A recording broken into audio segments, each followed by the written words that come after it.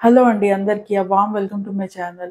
ఈరోజు రెసిపీ ఏంటంటే, యూజువల్‌గా కుకింగ్ ఇంట్రెస్ట్ ఉండేవాళ్ళు ఏదో ఒక ఎక్స్‌పెరిమెంట్ చేస్తూ ఉంటారు కదా!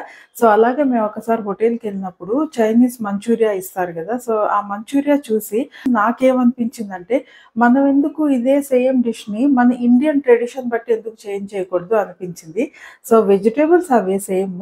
బట్ వాళ్ళ మైదా అండ్ కార్న్ ఫ్లోర్ ఏదైతే యూజ్ చేస్తారు కదా! So, that is also not that much healthy. So, దాన్ని హెల్తీ వెర్షన్‌గా మన ఇండియన్ ట్రెడిషన్‌లో ఎందుకు మనం కన్వర్ట్ చేయకూడదు అని ఒక చిన్న ఇంట్రెస్ట్ వచ్చి, సో, అది ఇంట్లో నేను ట్రై చేశాననమాట. 1 ఆర్ 2 టైమ్స్ ట్రై చేసిన తర్వాత బానే వచ్చింది. సో, ఇంకా దాన్ని కొంచెం ఇంప్రూవైజ్ చేసుకొని so, it came out very well. చాలా బ్యూటిఫుల్‌గా వచ్చింది. సో, అందులో నేను వేసిన ఇంగ్రీడియెంట్స్ ఏంటి అంటే కోకోనట్ స్వీట్‌నెస్ ఉంటుంది కదా! So, coconut milk sweetness and cashew తాలూకా టెక్స్చర్ మనకేదైతే స్మూత్ టెక్స్చర్ వస్తుంది కదా! క్యాష్యూ నట్స్ పేస్ట్ వల్ల. సో, ఆ క్యాష్యూ నట్ పేస్ట్ అవన్నీ వేసి ప్రిపేర్ చేశాను. చాలా వచ్చింది. And that pepper spiciness so, అవన్నీ చాలా వచ్చిందనమాట. సో, అది నేను ఈరోజు మీతో షేర్ చేసుకోబోతున్నాను. తప్పకుండా చూడండి. చూసి మీకు కూడా నచ్చుతుందని తప్పకుండా అనుకుంటున్నాను. మీరు కూడా ట్రై చేయండి ఇంట్లో. సో, మరి నా కాన్సెప్ట్ ఆఫ్ కుకింగ్ ఏంటి అంటే హెల్తీగా మన nutritious food using less oil ఎలా కుక్ చేసుకోవాలనేది చూపిస్తూ ఉంటా. సో, ఇంకెవరైనా సబ్స్క్రైబ్ చేసుకోకపోతే please subscribe to my channel and bell icon press చేశారంటే you will get all the latest notifications. నేను ఎప్పుడు వీడియోస్ చేసినా మీకొస్తాయి. సో, ఇంక రెసిపీలోకి వెళ్ళిపోదామా? ఫస్ట్ ఒక చిన్న బౌల్‌లో ఒక 15 క్యాష్యూ నట్స్ తీసుకొని అందులో 1 ½ టీ స్పూన్స్ సెసమే సీడ్స్ గసగసాలు వేసుకొని కొద్దిగా వాటర్ వేసి ఒక హాఫ్ అన్ అవర్ అలా నానబెట్టి ఉంచేద్దాం.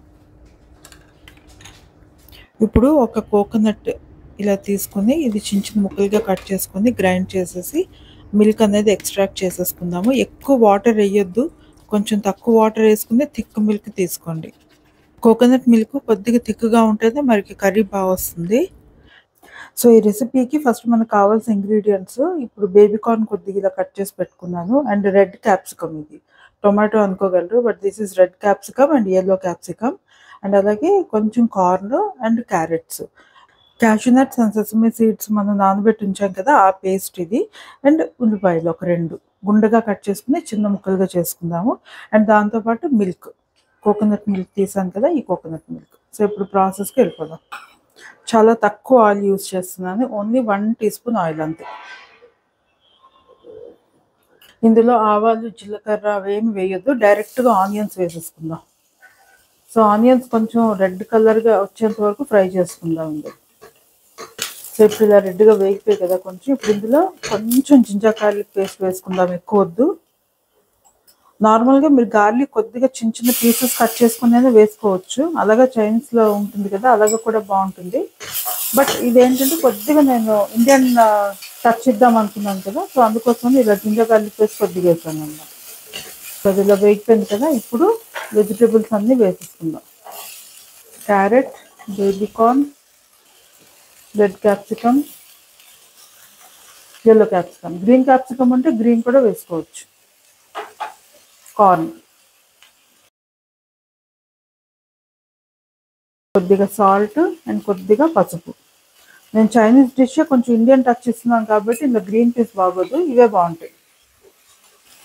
ఒక్కసారి కలుపుకొని ఇవి మగ్గేంత వరకు అలా వదిలేద్దాం సిమ్లో పెట్టేసి.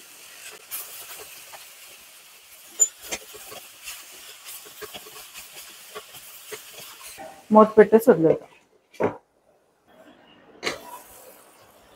చూడండి కుక్ అయింది కదా! కొద్దిగా మీకు అడుగు అంటినట్టు ఉంటే కనుక వాటర్ వేసుకోండి. లేదు అంటే దీని నుంచి వచ్చిన వాటరే కుక్ అవుతుంది అనమాట ఇలాగా. సో, ఇప్పుడు ఇందులో కారం కొద్దిగా వేసుకుందాము. జీలకర్ర పొడి అండ్ ధనియాల పొడి 2 tea spoon.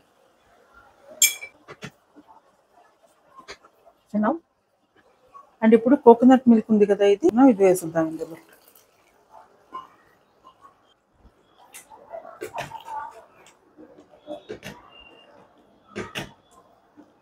And cashew paste కూడా.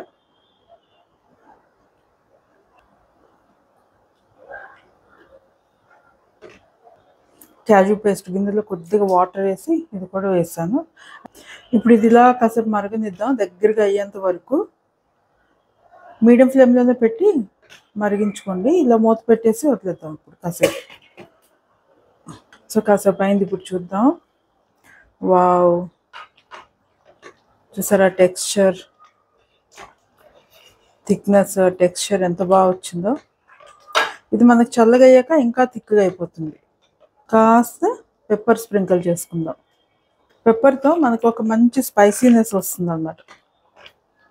అన్నీ ఒకసారి చూసుకోండి, ఉప్పు కారం అన్నీ సరిపోయిందో లేదో. ఇంకాసేపు అలా పొయ్యి మీద ఉంచేస్తే చూడండి ఇలా థిక్గా చక్కగా వస్తుంది కర్రీ దగ్గరగా. ఇది రోటీలోకి గట్రా చాలా బాగుంటుంది. ఇప్పుడు లాస్ట్లో దించే ముందు ఆ మాత్రం షుగర్ వేసుకోండి. షుగర్తో టేస్ట్ ఇంకా ఎన్హాన్స్ అవుతుంది. సో ఇప్పుడు ఇంకా రెడీ టు సర్వ్. సో మరి ఇంకా చైనీస్ రెసిపీ ఇండియన్ టచ్తో రెడీ. సో ఇది రోటీ, బగారా రైస్, పులావ్ ఎందులోకైనా చాలా చాలా బాగుంటుంది. మీరు కూడా తప్పకుండా ట్రై చేయండి. అండ్ ఎలా వచ్చిందో అనేది నాకు తప్పకుండా కామెంట్ చేయండి. అండ్ మరి ఈ రెసిపీ మీకు నచ్చింది అనుకుంటే లైక్ చేయడం మర్చిపోవద్దు. అలాగే ఇంకా కొత్త వాళ్ళు అయితే subscribe to my channel to watch more and more interesting recipes like this. నా కాన్సెప్ట్ ఈజ్ ఆల్వేస్ ఒకటే, less oil, healthy food. Thanks for watching. Until my next video, take care of yourself. This is Usha signing off for now. Bye bye.